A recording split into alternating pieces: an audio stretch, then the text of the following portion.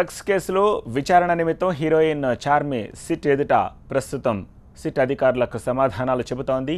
పైసా వసూల్ చిత్రం shoot set నుంచి ఆమె నేరుగా సిట్ ఆఫీస్కు చేరుకున్నప్పటి దృశ్యాలవి. భద్రతా దృష్ట్యా ఆమె బౌన్సర్లతో కలిసి సిట్ ఆఫీస్కు చేరుకుంది. హైకోర్టు ఆదేశాల మేరకు చార్మిని అసిస్టెంట్ ఎక్సైజ్ సూపరింటెండెంట్ అనిత, ఇంకా జయలక్ష్మి, రేణుక, శ్రీలత అనే నలుగురు మహిళా అధికారులు విచారిస్తున్నట్టుగా తెలుస్తోంది. ఈ సాయంత్రం 5 గంటల వరకు చార్మిని విచారించేందుకు సిట్కు వెసులుబాటు కల్పించింది కోర్టు. ఒకవేళ 5 గంటలు దాటిన తర్వాత కూడా విచారించాల్సిన అవసరం ఉంటే గనుక మరొక రోజు విచారణకు పిలవాలి, అంతేకాని 5 గంటలు దాటిన తర్వాత విచారించొద్దని చెప్పి కోర్టు డైరెక్షన్స్ ఇచ్చింది. సో కాల్విన్ విచారణలో చార్మితో ఉన్న సంబంధాలపై కీలక సమాచారాన్ని రాబట్టిన సిట్ ఆ కోణంలోనే ఆమెను ప్రశ్నిస్తోంది.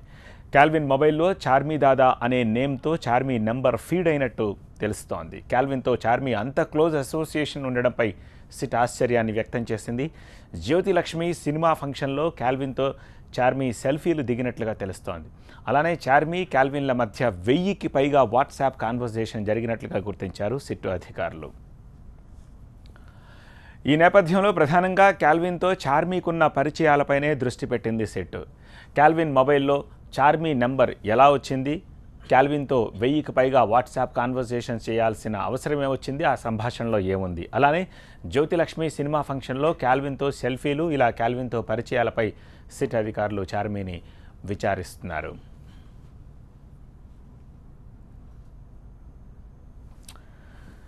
నాంపల్లి ఆబ్కారీ ఆఫీసులో ప్రస్తుతం చార్మి విచారణ కొనసాగుతోంది. విచారణ డీటెయిల్స్ అందించేందుకు అక్కడి నుంచి మా ప్రతినిధి విజయ్ మనకి లైవ్లో అందుబాటులోకి రానున్నారు. డ్రగ్స్ కేసులో ఇప్పటికే 6 సినీ ప్రముఖులను విచారించిన సిట్ ఇవాళ చార్మిని విచారిస్తోంది. ఈ ఉదయం 9 గంటల 40 నిమిషాలకు చార్మి సిట్ ఆఫీస్కు చేరుకుంది. అనుకున్న దానికంటే 20 నిమిషాలు ముందుగానే ఆమె సిట్ ఆఫీస్కు చేరుకుంది. 10 గంటల 15 నిమిషాల మధ్య విచారణ ప్రారంభమై ఉంటుంది. సో అలా చూస్తే ఇప్పటికీ దాదాపు గంటన్నర పాటు విచారణ పూర్తయింది. సో లంచ్ తర్వాత కూడా విచారణ ఉండే అవకాశం ఉంది. కేవలం art director at the same time photography camera person వీళ్ళిద్దరిని మాత్రమే 6-4 గంటల పాటు విచారించారు. మిగిలిన వాళ్ళంతా కూడా 10 అవర్స్ పైనే విచారణ జరిగింది. సో అందుకు ఇక్కడ ఆస్కారం లేదు, 5 గంటల లోపే విచారించాలి కాబట్టి, లేదంటే మరొక రోజు విచారణకు పిలవాలి. సిట్ ఆఫీస్ నుంచి మా ప్రతినిధి విజయ్ తాజా సమాచారం అందించేందుకు మనకు లైవ్లో అందుబాటులో ఉన్నారు. విజయ్, దాదాపు గంటన్నర అవుతుంది సిట్ ఇన్వెస్టిగేషన్ ప్రారంభమై. చార్మిని అనేక క్వశ్చన్స్ సిట్ అధికారులు అడిగి తెలుసుకుంటున్నారు. మహిళా అధికారులు ప్రజెంట్గా అటు చార్మి చుట్టూ కూడా కూర్చున్న సమయంలో సిట్ ఇన్వెస్టిగేషన్ టీం కొన్ని క్వశ్చన్స్ ఇస్తే ఆ క్వశ్చన్స్ని ఎక్సైజ్ సూపరింటెండెంట్ మహిళా అధికారి ఎవరైతున్నారో ఆమె ఈ ఎంటైర్ 4 బృందంతో కలిసి ఆమెను ఇన్వెస్టిగేషన్ చేస్తున్నారు. తేలాల్సిందంతా కూడా కెల్విన్తో సంబంధం ఉందా లేదా అన్న స్ట్రేట్ క్వశ్చన్కి చార్మి సమాధానం దాటవేసినట్టుగా తెలుస్తోంది. కానీ చాలా వరకు కూడా అంటే సినిమాలకు సంబంధించినటువంటి పార్టీ జరిగిన సమయంలో చూశాను అనే విషయాన్ని అయితే ఒప్పుకుంది. కానీ మొబైల్లో ఉన్న నేమ్కి సంబంధించి కూడా కొంత ఇన్వెస్టిగేషన్ అధికారులు అడిగారు. చార్మి దాదా అని చెప్పి నెంబర్ ఫీడ్ చేసుకున్నారంటే కొంత ఇంటిమసీ ఉంటుంది, మీకు తెలిసిన వ్యక్తే కదా అన్న సమయంలో ఆమె సమాధానం దాటవేసింది. ఆమె ప్రతి విషయానికి సంబంధించి కూడా తెలిసిన విషయాలు తాను చెప్తాను, తాను తెలియని విషయాలు మాత్రం ఎట్టి పరిస్థితుల్లో చెప్పబోనంటూ ఇన్వెస్టిగేషన్ అధికారులకు చెప్పే ప్రయత్నం చార్మి చేసింది. అయితే చార్మి ఇన్వెస్టిగేషన్ చేసినటువంటి అధికారుల దగ్గర అనేక సాక్ష్యాలున్నాయి, అనేక ఆధారాలున్నాయి. ఆ ఆధారాన్ని కూడా చార్మి ముందు పెట్టబోతున్నారు. ఇన్వెస్టిగేషన్ స్టార్ట్ అయ్యి దాదాపు 1 గంటన్నర గడుస్తుంది కాబట్టి ఇక కొద్దిసేపు అయిన తర్వాత ఎంటైర్ ఇన్వెస్టిగేషన్ పార్ట్కి సంబంధించి ఏవైతే కీలక ప్రశ్నలు ఉన్నాయో, సిట్ దగ్గరటువంటి ఆధారాలు ఏవైతున్నాయో అవన్నీ కూడా చార్మికి చూపెట్టి ఆమె దగ్గర నుంచి స్టేట్మెంట్ రికార్డ్ చేస్తారు. ఈరోజు జరుగుతున్నటువంటి ఇన్వెస్టిగేషన్ ప్రాసెస్ అంతా కూడా పూరి జగన్నాథ్, కెల్విన్, చార్మి, సుబ్బరాజు, శ్యామ్ కే నాయుడు ఈ 5 కలిసి జ్యోతిలక్ష్మి ఆడియో రిలీజ్ ఫంక్షన్ దగ్గర కావచ్చు, లేకపోతే ఆ తర్వాత జరిగినటువంటి పార్టీలో కావచ్చు కలిసారు. ఆ సెల్ఫీలు ఉన్నాయి, ఆ వీడియోస్ ఉన్నాయి కాబట్టి వాటికి సంబంధించి చార్మి ఏం చెప్పదలుచుకుంది. ఈ పార్ట్ ఇన్వెస్టిగేషన్ అంతా కూడా ఫస్ట్ ఫేజ్లో చేస్తున్నారన్న సమాచారం ఉంది. ఇక సెకండ్ ఫేజ్ అంతా కూడా డైరెక్ట్గా అంటే సర్కంటెన్సెస్ ఎవిడెన్సెస్ కొన్ని ఉన్నాయి. ఇద్దరు కలిసి ఉన్న ఒకే చోటులో ఉన్నటువంటి ఆడియో ఆ యొక్క కాల్కి సంబంధించినటువంటి డీటెయిల్స్ కావచ్చు, లేకపోతే టవర్ లొకేషన్స్ కావచ్చు, మిగతా ఏవైతే సిట్ దగ్గర సాక్ష్యాలు ఉన్నాయో అవన్నింటినీ కూడా మధ్యాహ్నం తర్వాత ఓపెన్ చేసే అవకాశం కనిపిస్తుంది. ప్రతి విషయాన్ని కూడా కొంత సున్నితంగా, ఎందుకంటే ఇష్యూ ఆమె హైకోర్టుకు వెళ్ళింది, హైకోర్టులో కొన్ని రిలీఫ్స్ కోరుతూ ఆమె హైకోర్టుకు వెళ్ళి మరీ కొంత రిలీఫ్స్ తెచ్చుకుంది కాబట్టి రిమైనింగ్ టైం అంతా కూడా 10 to 5 వరకే టైం ఉంది కాబట్టి మ్యాక్సిమం ఇన్వెస్టిగేషన్ అంతా కూడా జరిపితేనే కొంత విషయం బయటకు వస్తుంది కాబట్టి చాలా కీలకమైనటువంటి క్వశ్చన్స్ మాత్రం ప్రస్తుతం సిట్ అధికారులు చార్మి నుంచి అడుగుతున్నారు. చార్మి ఇన్వెస్టిగేషన్ అయితే ఇంకా కొనసాగుతుంది. విజయ్, కోర్టు కొన్ని డైరెక్షన్స్ సిట్కి ఇచ్చిన నేపథ్యంలో దీన్ని అబ్జర్వ్ చేయడానికి కోర్టు ఎవరినైనా నియమించిందా, లేకపోతే సిట్ గవర్నమెంట్ బాడీయే కాబట్టి దాన్ని అతిక్రమించే అవకాశం లేదు కాబట్టి దాని గురించి పట్టించుకోలేదా? దీని గురించి ఏదైనా ఇన్ఫర్మేషన్ ఉందా? కోర్టు నుంచి ఎవరైనా అబ్జర్వర్ వచ్చారా? అబ్జర్వర్ వచ్చేటువంటి అవకాశం లేదు. అడ్వకేట్నే అలో చేయలేదు. ఇక్కడ చార్మి అడిగినటువంటి ప్రధానమైన పిటిషన్లో తాను ఒంటరిగా వెళ్ళలేను, తన అడ్వకేట్ అసిస్టెన్స్ ఇవ్వాలనేది ఆమె హైకోర్టును అడిగింది. హైకోర్టు ఆ నిబంధనకు ఒప్పుకోలేదు. ఎందుకంటే 161 CRPC ప్రకారం నోటీస్ ఇస్తే అది ఒక సాక్షిగా మాత్రమే పిలుస్తారు. సాక్షుల వెంబడి ఎవరు రారు. ఎందుకంటే వచ్చే వ్యక్తి ఒక సాక్షి కాబట్టి ఆమె నిందితురాలు కాదు అనేది ఎక్సైజ్ ఎన్ఫోర్స్మెంటే కోర్టుకు చెప్పింది. అబ్జర్వర్లు ఎవరు రాలేదు, కానీ కోర్టు అబ్జర్వేషన్లో ఉంది. ఈ చార్మి వేసిన పిటిషన్ అంతా కూడా కోర్టు మానిటరింగ్ చేస్తుంది కాబట్టి ఏ చిన్న ఇబ్బంది కలిగినా కూడా ఆమె మళ్ళీ కోర్టుకు ఇన్ఫార్మ్ చేస్తుంది. నన్ను సిట్ అధికారులు వేధించారు, సిట్ అధికారులు ఫోర్స్ఫుల్గా క్వశ్చన్స్ అడిగారు అనే విధంగా ఉంటుంది కాబట్టి ఆమెను ఎక్కడ ఇబ్బంది పెట్టదలుచుకోలేదు. కానీ క్వశ్చన్స్ అడుగుతారు, వాటికి సమాధానం చెప్పాలి. ఒకవేళ వాడికి ఆ సమాధానం దాటవేసే ప్రయత్నం చేస్తే మాత్రం ఉన్న ఆధారాలు చూపెడతారు. ఆ తర్వాత ఆమె ఏం చెప్తుందో ఆ స్టేట్మెంట్ రికార్డ్ చేశారు. కోర్టుకు సంబంధించి వ్యవహారం చూస్తే మాత్రం కోర్టు నుంచి అబ్జర్వర్ ఎవరు రాలేదు. కానీ ప్రతి వ్యవహారాన్ని కూడా ఈచ్ అండ్ ఎవ్రీ మూమెంట్ని ఆమె లోపలికి వెళ్ళిన నిమిషం నుంచి కూడా సిట్ అధికారులు ఎక్కడైతే కూర్చుంటారో ఆమె ఉన్నటువంటి ప్లేస్ కావచ్చు, ఆ పరిసరాలన్నీ కూడా వీడియో రికార్డ్సింగ్ ఉంటాయి. అన్ని సాక్ష్యాలను కూడా అంటే ఇన్వెస్టిగేషన్ ప్రాసెస్ అంతా కూడా ఆడియో వీడియో రికార్డ్స్ చేస్తున్నారు కాబట్టి ఎక్కడ అబ్జర్వర్ అవసరం లేదు. దాంతోపాటుగా గవర్నమెంట్ బాడీ ఎక్సైజ్ డిపార్ట్మెంట్కు పవర్స్ ఉన్నాయి. సాక్షిగా వచ్చారు, ఆమెను క్వశ్చన్స్ అడిగేటందుకు టీం కూడా ఉంది. మహిళా అధికారుల సమక్షంలో ఇన్వెస్టిగేషన్ కొనసాగుతుంది కాబట్టి ఇదే పెద్ద సాక్ష్యంగానే ఎక్సైజ్ ఎన్ఫోర్స్మెంట్ భావిస్తుంది. గవర్నమెంట్ బాడీ ఎక్సైజ్ ఆఫీస్లో జరుగుతుంది. ఇంకా వేరే అబ్జర్వర్ మాత్రం ఎవరూ రాలేదు. కోర్టు అబ్జర్వేషన్లో మాత్రం ఈ పిటిషన్ ఉంది కాబట్టి కొంత కోర్టు సూచనల మేరకు, కోర్టు ఆదేశాల మేరకు ఇన్వెస్టిగేషన్ అయితే కొనసాగుతున్నట్టుగా తెలుస్తుంది. ఏదేమైనా ఎక్సైజ్ ఎన్ఫోర్స్మెంట్ చేసినట్టు ఇన్వెస్టిగేషన్లో తేడా ఏం కనిపించలేదు. కేవలం టైం బాండ్ మాత్రమే తేడా కనిపిస్తుంది. 10 to 5 టైం బాండ్. ఇప్పటివరకు ఇన్వెస్టిగేషన్ దాదాపు 8 గంటలు 9 గంటల పాటు చేశారు. ఒక్కొక్కరికి 12 గంటలు 13 గంటల వరకు కూడా ఇన్వెస్టిగేషన్ కొనసాగింది. ప్రస్తుతం చార్మికి సంబంధించి 10 to 5 అనే ఒక స్పెసిఫిక్ టైం ఇచ్చింది లేడీ అనే కోణంలో దృష్టి పెట్టుకొని ఆ టైం అంతా కూడా వేస్ట్ చేయకుండా ప్రతి నిమిషానికి కూడా ఇన్వెస్టిగేషన్ అధికారులు అంతా కూడా ప్రతి విషయాన్ని కూడా రికార్డ్ చేస్తున్నారు. అనేక క్వశ్చన్స్ ఉన్నాయి. దాదాపు 100కు పైగా క్వశ్చన్స్ ఆమె కోసం సిద్ధం చేశారు. ఒకవేళ ఇన్వెస్టిగేషన్కి సహకరిస్తే ఈ రోజుతో ఇన్వెస్టిగేషన్ పూర్తవుతుంది. ఒకవేళ ఇన్వెస్టిగేషన్ కోఆపరేట్ చేయకుండా ఆమె ప్రతి విషయాన్ని తెలియదనే విషయంగా మాట్లాడితే మాత్రం ఖచ్చితంగా ఇన్వెస్టిగేషన్కి మళ్ళీ పిలిచే అవకాశం అయితే కనిపిస్తుంది.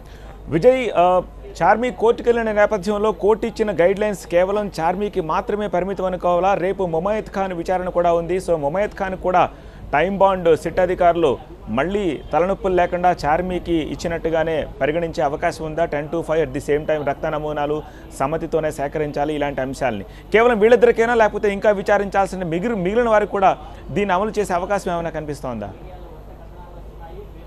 చార్మి కోర్టుకు వెళ్ళిన విషయాన్ని ఎక్సైజ్ ఎన్ఫోర్స్మెంట్ ఆమె కావాలనుకొని వెళ్ళింది. మా ఇన్వెస్టిగేషన్ ఏజెన్సీని ఇబ్బంది పెట్టే ప్రయత్నం చేసింది మాత్రమే, కానీ ఇన్వెస్టిగేషన్ ఏజెన్సీ ఎక్కడ భయపడదు, లేకపోతే వెనక్కిపోదు. ఎందుకంటే ఇన్వెస్టిగేషన్ ఏజెన్సీకి కొన్ని రూల్స్ అండ్ రెగ్యులేషన్స్ ఉన్నాయి. దాంతో రూల్స్ ప్రకారంగానే సుప్రీంకోర్టు గైడ్లైన్స్ ప్రకారంగానే ఇన్వెస్టిగేషన్ చేస్తామని చెప్తున్నారు. అయితే ఎంటైర్ పిటిషన్ అనేది కేవలం ఇన్వెస్టిగేషన్ ఛాలెంజ్ చేయలేదు.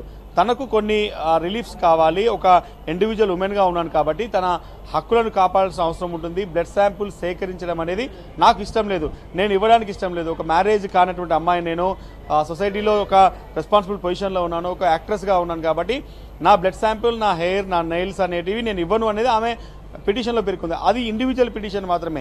ఎక్కడా కూడా ఆమె ఎంటైర్ ఈ ఇన్వెస్టిగేషన్ని ఛాలెంజ్ చేయలేదు. ఇన్వెస్టిగేషన్ ప్రాసెస్ తప్పు అనే విధంగా మాట్లాడింది తప్ప ఇన్వెస్టిగేషనే రాంగ్, వస్తున్న వాళ్ళు ఇబ్బంది పడుతున్నారనే విషయాన్ని ఆమె మెన్షన్ చేయలేదు. ఇండివిజువల్గా ఆమె సొంతగా వేసుకున్నటువంటి పిటిషన్ కాబట్టి ఈ నిబంధన ఆమెకు మాత్రమే వర్తిస్తుంది. రెండోది, ఎక్సైజ్ ఎన్ఫోర్స్మెంట్ చాలా స్పష్టంగా చెప్తుంది, మేము ఎవరి శాంపుల్స్ కూడా బలవంతంగా తీసుకోవాల్సిన అవసరం మాకు లేదు. పూరి జగన్నాథ్ స్వచ్ఛందంగా నాకు డ్రగ్స్తో సంబంధం లేదు, నన్ను అవసరమైతే మీరు టెస్ట్ చేసుకోండి అంటూ ఆయన ఇచ్చాడు. ఉస్మానియా ఆర్ఎంఓ కూడా టీవీ9తో మాట్లాడుతూ అదే విషయాన్ని చెప్పాడు. ఆయన తనంతట తానుగానే ఒప్పుకుంటేనే మేము శాంపిల్స్ సేకరించాం. తరుణ్ కూడా అదే రకంగా ఇచ్చాడు. ఈ ఇద్దరు విషయాలను మెన్షన్ చేస్తూ ఆమె ఇబ్బంది పెట్టే రకంగా వ్యవహరించారు, బలవంతంగా లాక్కున్నారు అనేది కోర్టులో మెన్షన్ చేసింది కాబట్టి కోర్టు ఆదేశాలు ఉన్నాయి.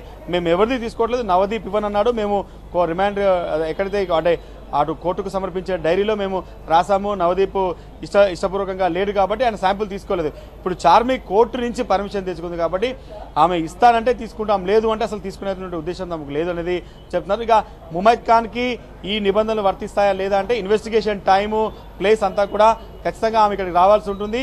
ఇన్వెస్టిగేషన్ సహకరిస్తే అందరిలాగానే ఇన్వెస్టిగేషన్ టైంకి అయిపోతుంది, కానీ ఇన్వెస్టిగేషన్ సహకరించకుండా మాత్రం ఖచ్చితంగా టైం ఎక్స్టీడ్ అవుతుందని మాత్రం ఎక్సైజ్ ఎన్ఫోర్స్మెంట్ అధికారులు చెప్తున్నారు.